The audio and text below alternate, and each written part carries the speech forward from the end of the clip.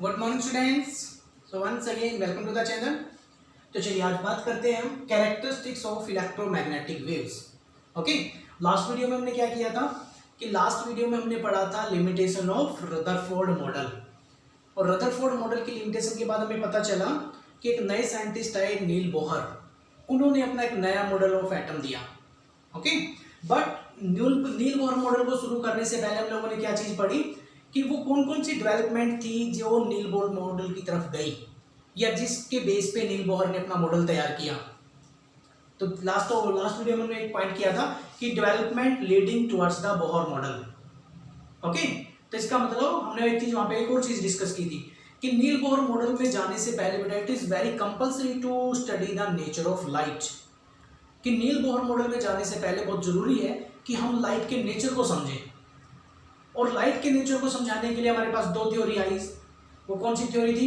Electromagnetic wave theory and Planck's quantum theory. तो in last video we started the that electromagnetic wave theory, electromagnetic wave theory given by Maxwell. Okay, और उस theory ने हमें क्या बताया कि कोई भी जो सोर्स है either that is sun, heater, bulb, any heating object, तो उसके अंदर से क्या निकलती है? एनर्जी निकलती है, रेडिएशन निकलती है ना।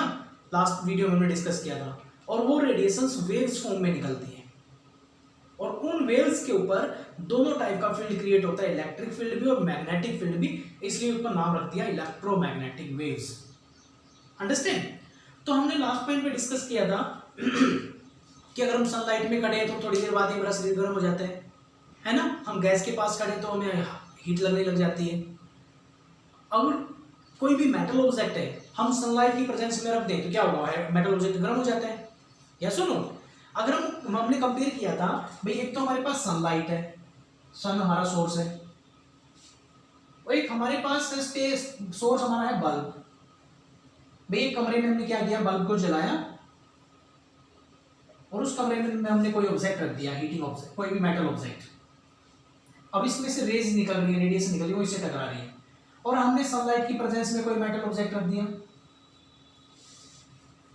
तो कौन सा मेटल ऑब्जेक्ट ज्यादा हॉट होगा? Obviously this one. तो इसका मतलब जो सन में से रेज निकल रही है, सन में से जो रेडिएशन आ रही है, वो रेडिएशन इन बल्ब वाले रेडिएशन से डिफरेंट है ना। तो हम आज बात करते हैं कि how can we differ the radiations of different sources, कि हम अलग अलग सोर्सेज की रेडिएशंस को कैसे डिफरेंशिएट करेंगे, किस किस बेस पे हम उनको डिफरेंशिएट कर सकते हैं। हम कैसे पहचानेंगे कि बल्ब की रेडिएशन और सन की रेडिएशन में क्या अंतर है? भाई इसकी रेडिएशन में ऑब्जेक्ट इतना गर्म क्यों नहीं हुआ, सनलाइट की प्रेजेंस में जो ऑब्जेक्ट हो इतना तेज गर्म क्यों हो गया, है ना। आप गैस के पास खड़े हैं, गैस पे हल्का सा हमने पास में हाथ रखा, बड़ी तेज एकदम से हीट लगेगी। आग के पास खड़े हमें हीट लगेगी, लेकिन आप बल्ब के नीचे तो चाहे 2 घंटे खड़े रहो तो आपको इतनी हीट फील नहीं होगी, है ना। तो इसका मतलब कि जो भी सोर्स है हमारा जिसमें से रेडिएशंस निकल रही हैं, वो सभी सोर्स के अंदर से रेडिएशंस का कुछ न कुछ तो बिहेवियर डिफरेंट होता है। तो now today we start the characteristics of electromagnetic waves, कि इलेक्ट्रोमैग्नेटिक वेव्स की कैरेक्टरिस्टिक्स क्या है, हम किस किस बेस पे इलेक्ट्रोमैग्नेटिक वेव्स को डिफरेंशिएट कर सकते हैं। अंडरस्टैंड? तो चलिए बात करते हैं इसमें। सपोज नाउ कि दिस इज आवर सोर्स, हम सोर्स की बात कर रहे हैं कि यहां से हमारा एक सोर्स है। ओके, यहां से ये है हमारे पास है पॉइंट ऑफ प्रोपगेशन, यहां से सोर्स रेज निकल रही है, ये रेज निकली है हमारी। ओके, और एक हम ये हमारा मान लीजिए सन की रेज है, सन रेडिएशन है हमारी। और यही सोर्स अगर हम बात करते हैं बल्ब के केस में, मान लीजिए हमारे यहाँ पे बल्ब जलाया हुआ है, यहां से रेडिएशन निकली है, ये बल्ब है। तो दोनों को किस बेस पर डिफरेंशिएट करेंगे हम? तो वहां पर हमारा फर्स्ट पॉइंट आता है दैट इज वेवलेंथ। ये बेटा कि वेवलेंथ के बेस पे हम उनको डिफरेंशिएट कर सकते हैं। वेवलेंथ रिप्रेजेंटेड बाय लैम्डा, किसे रिप्रेजेंट करते हैं? लैम्डा से, लैम्डा से इसको रिप्रेजेंट करते हैं। और वेवलेंथ होती क्या है कि distance between two consecutive crusts और ट्रफ, कि दो कॉन्सिक्यूटिव क्रस्ट या ट्रफ के बीच का डिस्टेंस। मीन्स क्रस्ट किसको बोलते हैं, अपवर्ड, ये जो है हमारा दैट इज क्रस्ट, और डाउनवर्ड पोजीशन को क्या बोलते हैं, ट्रफ। ओके, या तो दो क्रस्ट के बीच का डिस्टेंस देख लो, दो क्रस्ट के बीच का हमने डिस्टेंस देखा, या फिर दो ट्रफ के बीच का डिस्टेंस हम मेजर कर लें, तो that is called wavelength. Actual में जो हमारा ये क्रस्ट और ट्रफ जो वेवलेंथ है, एक तरह से हम ये भी बोल सकते हैं कि it is the measurement of one wave, ये एक वेव की मेजरमेंट है। एक वेव की कैसे, कि हमारी जो वेव कहां से कंप्लीट होती है, मान लीजिए हमारा वेव तो यहां से चली यहां तक और ये एक वेव कंप्लीट होगी, तो इसका मतलब ये जो लेंथ होगी हमारी इस पॉइंट से लेके इस पॉइंट तक, दैट इज वेवलेंथ। ओके, हमने लेकिन यहां से मेजरमेंट किया इसके बीच में से और आगे के बीच तक, अगर इसको हम पूरा करके देखें तो हमारी एक वेव पूरी हो जाएगी।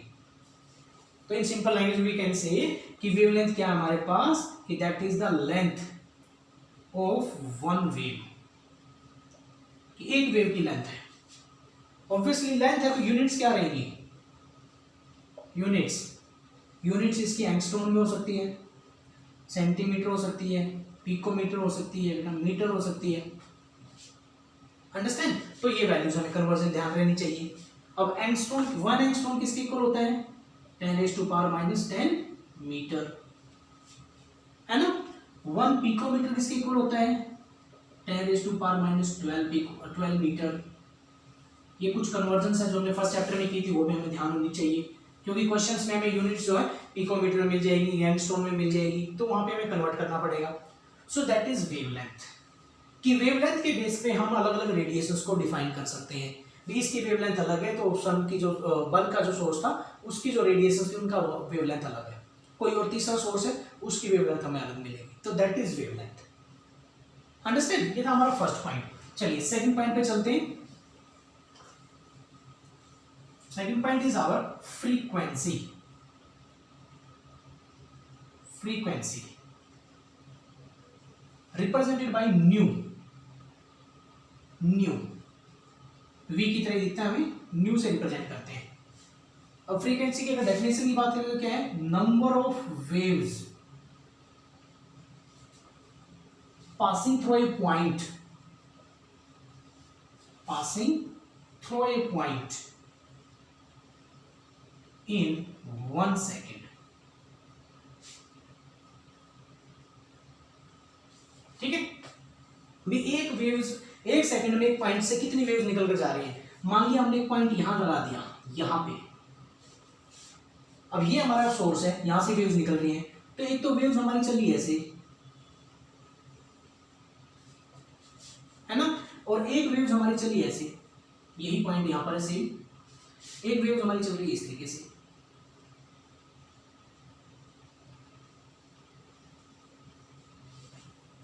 यस, तो उस पॉइंट तक जाने में यहां पे देखिए कितने नंबर ऑफ वेव्स हैं। वेव्स क्या बताया मैंने, एक वेव ऐसे पूरी होती है, और यहां पे देखिए आप कि किसके अंदर नंबर ऑफ वेव्स ज्यादा है, नीचे वाले में ज्यादा है ना, ऑब्वियसली। लेकिन हम देखिए इस काम क्या करते हैं, वेवलेंथ चेक करते हैं, लैम्डा चेक करते हैं, और नीचे वाला चेक करते हैं। यस, लैम्डा किसका ज्यादा हुआ, ऊपर वाले का। नंबर ऑफ वेव्स किसमें ज्यादा है, नीचे वाले में। तो एक तरह से यहाँ पे हमें क्या रिलेशनशिप नजर आ रही है कि जो फ्रीक्वेंसी है वो लैम्डा के इनवर्सली प्रोपोर्शनल है। अगर लैम्डा ज्यादा होगा तो फ्रीक्वेंसी कम होगी, लैम्डा कम होगा तो फ्रीक्वेंसी ज्यादा होगी। तो एक तरह से हम बोल सकते हैं कि जो न्यू है हमारा that is inversely proportional to lambda. Yes, तो जो न्यू है वो लैम्डा के इनवर्सली प्रोपोर्शनल है हमारा। इसमें एक आगे रिलेशनशिप भी पढ़ेंगे हम। और इसकी यूनिट्स की बात करें, यूनिट्स, तो units are cycle per second, और एक इसकी साइंटिस्ट के नाम पे है दैट इज हर्ट्ज। हर्ट्ज में भी रिप्रेजेंट करते हैं और साइकिल पर सेकेंड में भी रिप्रेजेंट करते हैं, और 1 hertz is equal to 1 cycle per second. बात एक ही है, बस वो साइंटिस्ट के नाम पे रख दी। 1 hertz is equal to 1 cycle per second, understand. तो ये था हमारा सेकंड पॉइंट कि हम फ्रीक्वेंसीज के बेस पे भी रेडिएशंस को डिफरेंशिएट कर सकते हैं अलग अलग सोर्स की। ओके, चलिए तीसरे पॉइंट पे चलते हैं। इसमें थर्ड पॉइंट चलते हैं करते हैं हमारा, that is velocity. Velocity represented by small c. Small c से रिप्रेजेंट करते हैं। होता क्या है ये वेलोसिटी, डेफिनेशन की बात करें तो linear distance, linear distance travelled by wave in 1 second. Linear distance travelled by A wave in 1 second. मान लिया भाई एक हमारी वेव है, ये 1 सेकेंड में ऐसे चली एक तो वेव, 1 सेकेंड में तक में कितना डिस्टेंस, लीनियर मतलब यहां से लेके यहां तक सीधा सीधा डिस्टेंस कितना कवर किया 1 सेकेंड में। और एक वेव हमारी ऐसे चली, तो 1 सेकेंड में किसने डिस्टेंस ज्यादा कवर किया, that is linear distance. Understand, it is called linear distance travelled by A wave in 1 second, that is called velocity. Okay, यहां पर भी हम एक रिलेशनशिप पढ़ेंगे आगे की वेलोसिटी के अंदर वेवलेंथ के अंदर क्या रिलेशनशिप रहती है, तो वो भी एक आगे रिलेशनशिप पढ़ेंगे हम। थर्ड पॉइंट की वेलोसिटी के बेस पे हम, और ज्यादातर जब सी हमें नहीं पता, वेलोसिटी नहीं पता, तो सी मोस्टली हम क्या यूज करते हैं, velocity of light that is 3 × 10⁸ metre per second. हमेशा ये यूज करेंगे हम क्वेश्चंस में, मोस्टली क्वेश्चंस में हमारी सी की वैल्यू ये यूज होगी 3 × 10⁸ मीटर पर सेकेंड, है ना। तो इसका मतलब यूनिट्स क्या होगी हमारी, मीटर पर सेकेंड या फिर सेंटीमीटर पर सेकेंड। ओके, तो सी हमारा मोस्टली क्वेश्चंस में यही यूज होगा, आगे रिलेशनशिप भी देखेंगे। उसके बाद आता है हमारे पास वेव नंबर। वेव नंबर ये भी क्या है, इसको हम रिप्रेजेंट करते हैं न्यू बार के साथ, न्यू बार। और है क्या चीज ये, number of waves present in 1 centimetre length. 1 centimetre की लेंथ में कितने नंबर ऑफ वेव्स हैं, देखिए एग्जांपल लेते हैं वही फिर से, कि ये सपोज यहां से लेके यहां तक हमारा 1 सेंटीमीटर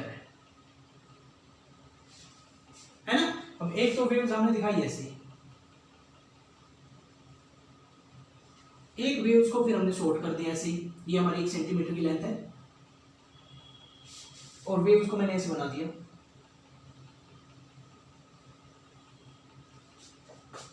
ठीक है, अब नंबर ऑफ वेव्स 1 सेंटीमीटर की लेंथ में नंबर ऑफ वेव्स किसमें ज्यादा दिखाई दे रही है, ऑब्वियसली इसके अंदर ज्यादा है ना, इसमें कम है हमारे। लेकिन लैम्डा देखो, तो लैम्डा किसका ज्यादा है, ऊपर वाले का। तो यहां पर भी हमें क्या रिलेशनशिप समझ में आ रही है कि nu bar is also inversely proportional to lambda. आईने की रिलेशनशिप आगे समझ में हमारी। और न्यू बार किसके इनवर्सली प्रोपोर्शनल है, लैम्डा की।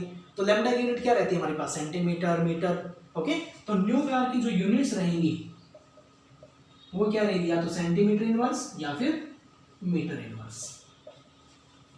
लैम्डा के भी इनवर्सली प्रोपोर्शनल है क्योंकि ये ऐसी समझ में। तो एक हम वेव नंबर के बेस पर भी हम यूनिट्स अलग अलग रेडिएशंस को डिफरेंशिएट कर सकते हैं। ठीक है, नेक्स्ट पॉइंट पर चलते हैं। So next point is amplitude. Amplitude it is represented by small a. Small a से रिप्रेजेंट करते हैं। होता क्या है, either the height of crest या फिर डेप्थ ऑफ ट्रफ। भी या तो हाइट ले लें हम क्रस्ट की, यहां से यहां तक मेजरमेंट कर ले हाइट, या तो ट्रफ की डेप्थ मेजर कर ले, एक ही बात मिलेगी हमें।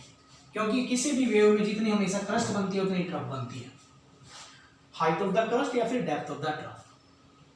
ओके, तो ऑब्वियसली हाइट की मेजरमेंट हो रही है, तो यहां पर भी यूनिट्स क्या रहेंगी हमारी, वही सेंटीमीटर, मीटर, लेंथ की बात हो रही है। ओके, तो ये 5 टर्म्स समझ में आई। ये तो थी हमारी 5 टर्म्स। अब हम बात कर लेते हैं रिलेशनशिप की, जिसके ऊपर हमारे न्यूमेरिकल क्वेश्चन सोल्व होंगे बहुत सारे। रिलेशनशिप किस किस के बीच में, बिटवीन वेवलेंथ,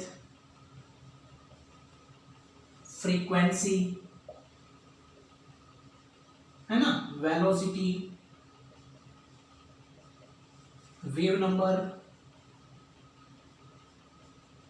इन सभी में रिलेशनशिप क्या है हमारे पास। एक तो रिलेशनशिप है बेटा कि nu is equal to C by lambda, और हम बोल सकते हैं कि c is equal to nu into lambda. C क्या बताया था मैंने? वेलोसिटी। लैम्डा क्या है हमारे पास? वेवलेंथ। और न्यू क्या है? फ्रीक्वेंसी। तो इस रिलेशनशिप का यूज करके हमें किसी क्वेश्चन में लैम्डा गिवन होगा तो हम फ्रीक्वेंसी निकालनी होगी, फ्रीक्वेंसी गिवन होगी तो लैम्डा निकालना होगा। किसी क्वेश्चन में सी की वैल्यू दी हुई तो सी की वैल्यू यूज कर लेंगे। If not given always we will use velocity of light. Okay, तो एक रिलेशनशिप तो ये है हमारी। एक रिलेशनशिप अभी हमने पढ़ी कि nu bar is equal to 1 by lambda. Yes, एक रिलेशनशिप वो पढ़ी हमने। तो इन रिलेशनशिप का यूज करेंगे और बहुत सारे न्यूमेरिकल क्वेश्चन सोल्व होंगे हमारे। 99% क्वेश्चन में सी की वैल्यू हमें वही यूज करनी है, 3 × 10⁸ मीटर पर सेकेंड। ओके, अब if in any question value is given then we will use that value. Okay, तो अब देखिए इसके ऊपर हम कुछ क्वेश्चन सोल्व करते हैं। देखिए किसके क्वेश्चंस कैसे मिलेंगे हमें, देखिए कुछ क्वेश्चन करके देखते हैं। चलिए तो क्वेश्चन देखते हैं। यस बेटा, चलो क्वेश्चन देखते हैं हम कि wavelength range of the wavelength range of visible region,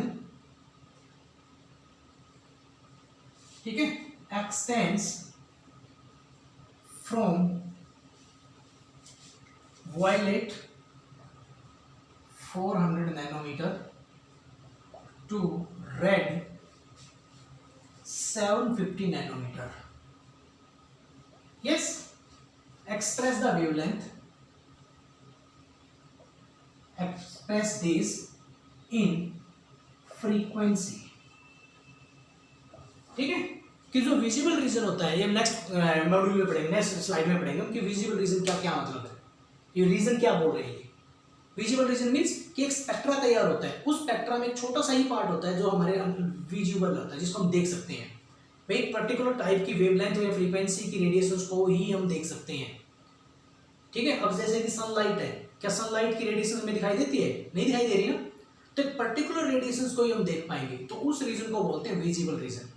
तो इन्होंने बताया कि विजिबल रीजन की एक रेंज होती है। क्या रेंज होती है? वायलेट से लेकर हमें रेड तक का कलर दिखाई दे, विबग्योर सुना है ना, नहीं विबग्योर। तो जो वायलेट कलर की जो वेवलेंथ है वो गिवन है, रेड कलर की वेवलेंथ गिवन है, हमें इन दोनों को फ्रीक्वेंसी में एक्सप्रेस करना है। तो लैम्डा इज गिवन 400 नैनोमीटर, और हमें पता है कि 1 nanometre is equal to 10⁻⁻12 metre. तो इसको मीटर में कन्वर्ट कर देते हैं, दैट इज 400 × 10⁻12 मीटर। अभी हमने रिलेशनशिप पढ़ी क्या, कि nu is equal to C by lambda पढ़ी थी ना। तो सी की वैल्यू क्या यूज करनी है हमें? 3 × 10⁸ मीटर पर सेकेंड, और लैम्डा में गिवन है 400 × 10⁻12 मीटर। यस बेटा, अगर मैं इसको 400 को ऐसे लिख सकते हैं हम, 3 × 10⁸ मीटर पर सेकेंड। इसको हम कैसे लिखता हूँ? 4 × 10⁻2 लिख सकता हूँ ना, एक प्लस का आ जाएगा माइनस का, तो यहाँ पर 4 × 10⁻10 मीटर है ना। मीटर से मीटर को कैंसिल आउट कर लेते हैं, 10 की पावर को प्लस को, इसको माइनस को ऊपर ले जाते हैं। ओके, ये तो 10 उसको ऊपर ले गए हम, तो ये बच गया हमारे पास 3/4 × 10⁻18। ओके, इसको आगे आप सोल्व कर लो, तो जो भी आंसर आएगा हमारा वो आ जाएगा। नीचे सेकंड बचिए तो कर देंगे, साइकिल पर सेकंड या फिर हर्ट्ज।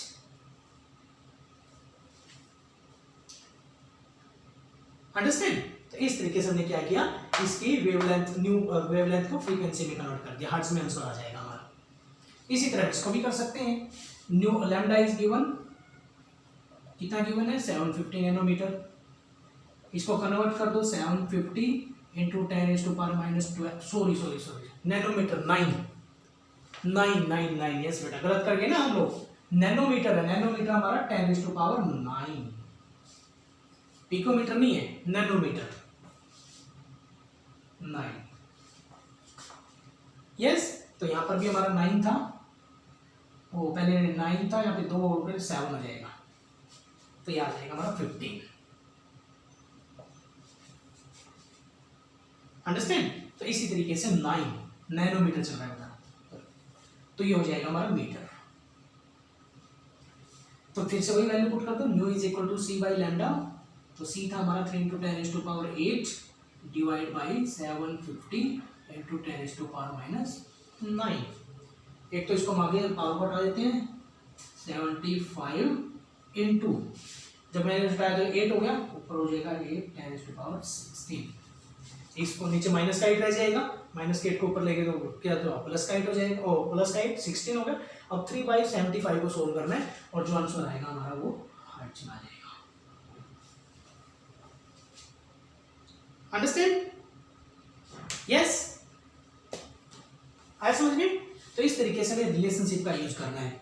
ओके, तो चलिए एक क्वेश्चन और ले लेते हैं, एक क्वेश्चन और देखते हैं इसके ऊपर। Okay, calculate the wave number of radiation having the frequency. Yes बेटा, फ्रीक्वेंसी गिवन है, calculate the wave number of radiation having the frequency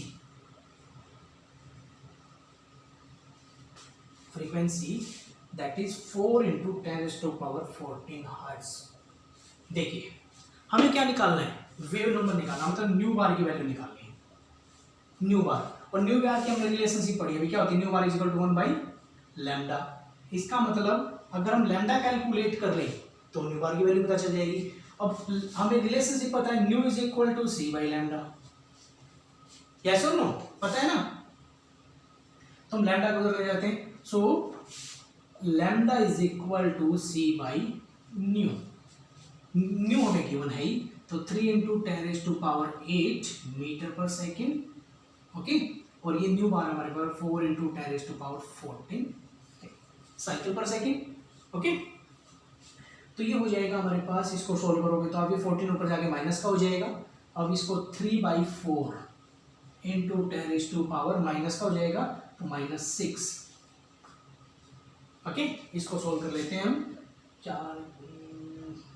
4.7, 2 बजे 4 8, 0.7 × 10⁻⁻6 है ना। और पॉइंट को हम उधर ले जाते हैं, तो 7.2 × 10⁻⁻5,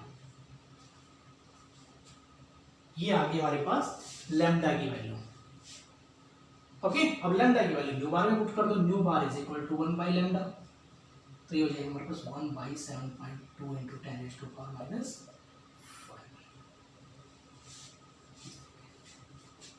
इस आया समझ में? तो ये रिलेशनशिप हमारे लिए बहुत इंपॉर्टेंट है। जब हमें रिलेशनशिप समझ में आ जाएगी तो we can solve any numerical question, that is very important topic. Yes, I hope समझ में आया होगा अच्छे से। So in next video we will do the another theory, that is Planck's quantum theory. Okay, और उससे पहले हम स्पेक्ट्रम के बारे में पढ़ेंगे, जो हमने पढ़ा ये क्या था कि विजिबल रीजन क्या था, तो विजिबल रीजन और इलेक्ट्रोमैग्नेटिक स्पेक्ट्रम के बारे में। Okay, thank you.